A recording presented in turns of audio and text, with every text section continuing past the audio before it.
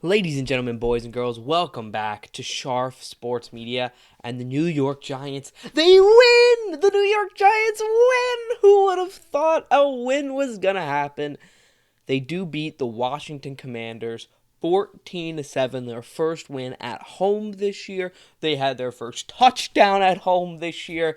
Darren Waller had his first touchdown this year. A lot of firsts.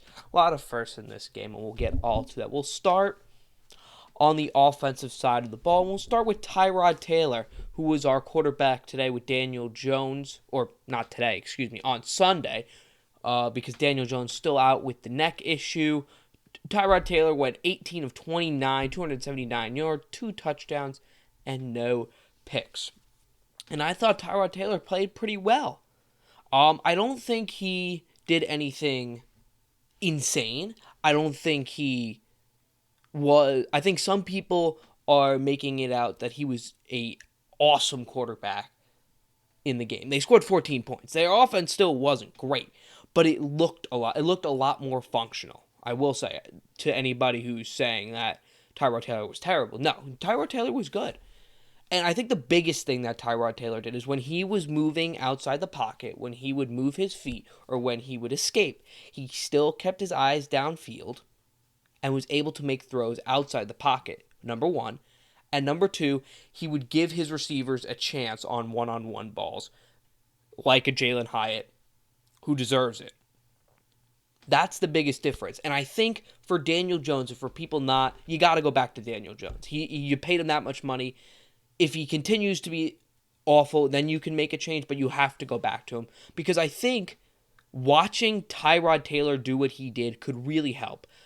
I think Daniel Jones had quick feet, was seeing ghosts, kind of like Sam Darnold was with the Jets especially after that first game in Dallas, and then that second game with Arizona in the first half, he found his footing again. But then you have the Niners, and you start to feel it again, and you don't have your best offensive lineman in the game, and Andrew Thomas, so you're not 100% protected from that left side as you usually are.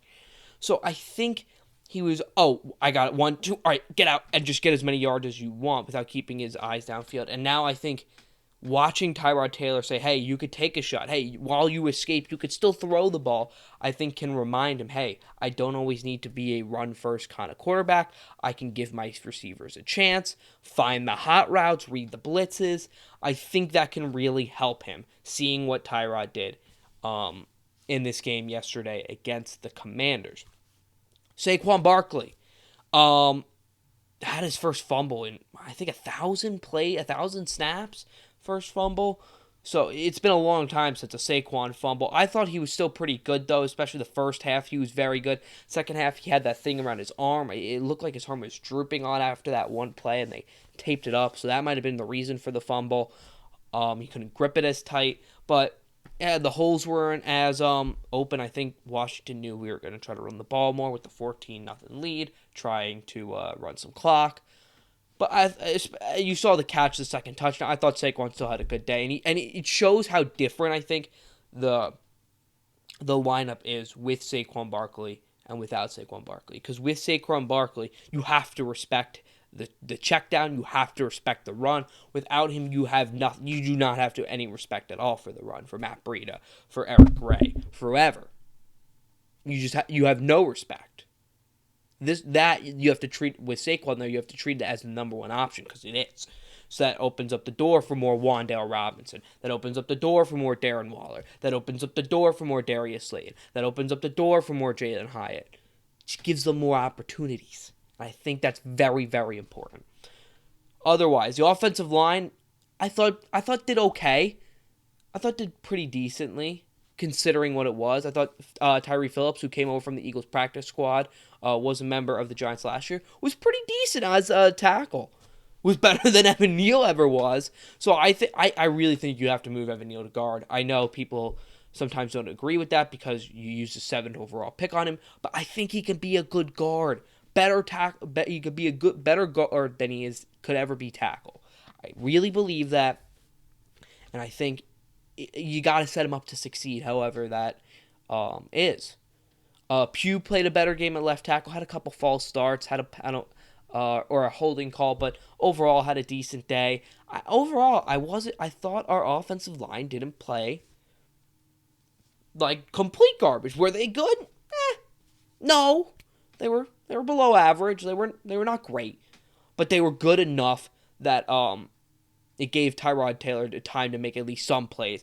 It gave Tyrod Taylor a chance to throw the ball up. It didn't feel like he was just step back, first read, not there, sack, kind of sort of thing. How it felt in previous games.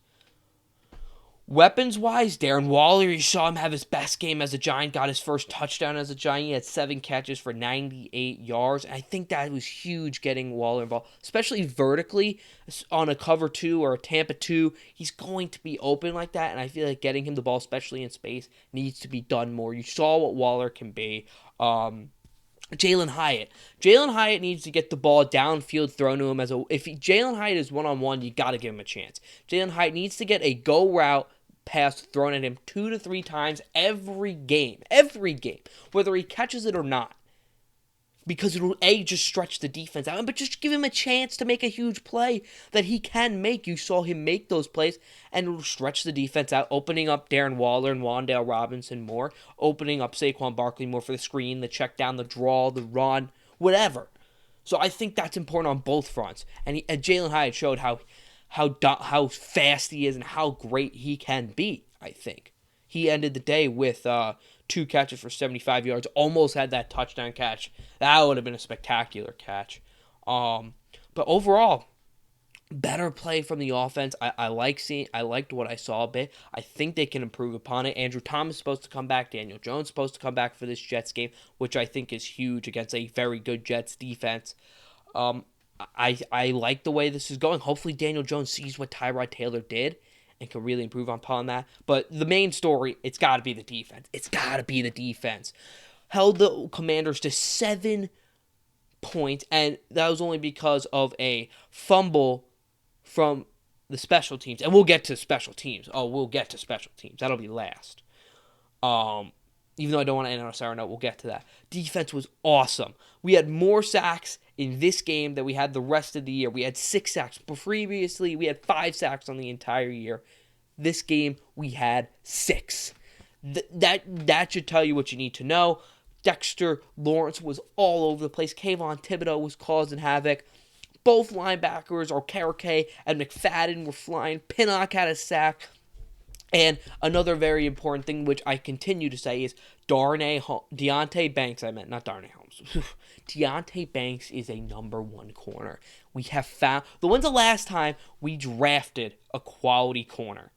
Most of our corners we've gotten was through free agency and paying them big bucks. Bradbury, Jenkins. And these guys only last 1 to 2 years at a high quality level and then start to fade. The last really good one, even though it was free agency that lasted a couple years, was DRC. And I loved me some Dominic Rodgers-Cromartie. But when's the last time we drafted and produced a very good cornerback that we didn't have to pay for a couple years? And you didn't have to go out and get one from free agency. Prince Amukamara? It's been that long? And I'm talking outside, not slot.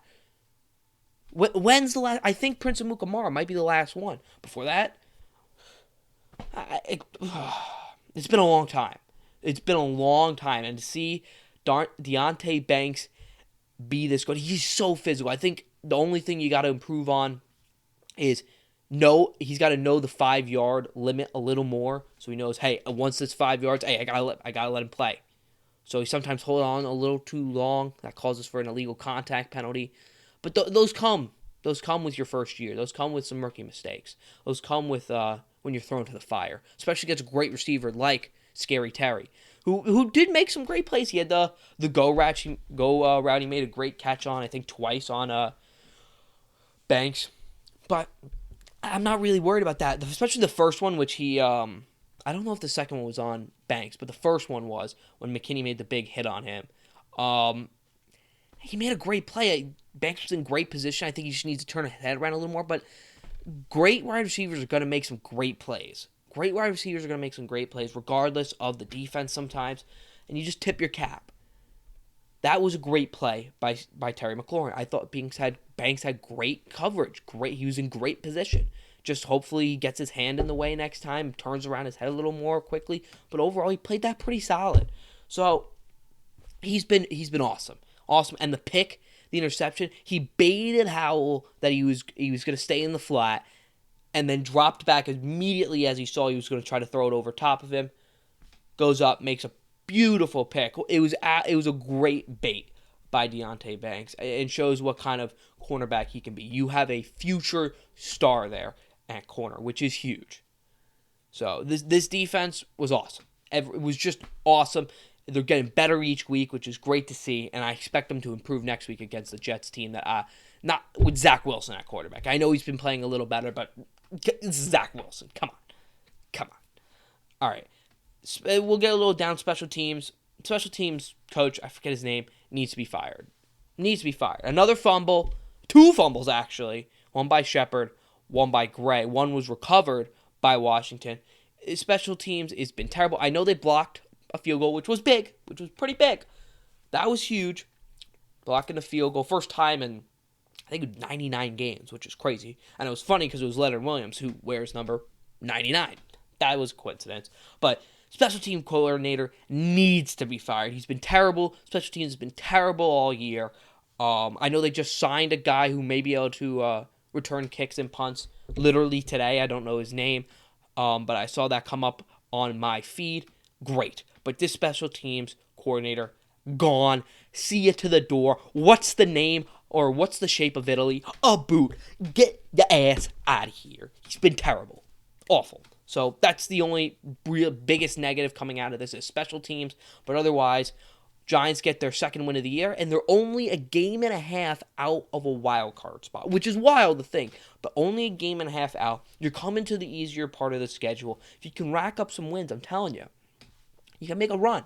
Now, is it going to be tough? Absolutely. You got to beat pretty still good teams. You still play the Cowboys once. You play the Eagles twice. You play the Rams, who are a solid team. You play the Jets next week, which is a big game either way, playing for the Battle of New York. No matter how good or bad the teams are, it's a great game. It's going to be a battle. And New York is one of the best defenses in the league, so it's going to be a tough game. But I'm looking forward to it. Great win. Great to see some hope in Giants country for the first time in a while. And looking forward to a huge matchup for the Jets. Let me know what you guys thought about this game in the comments or on my Twitter. Twitter will be in the description. Thank you guys so much for watching. I'll see you on the other side.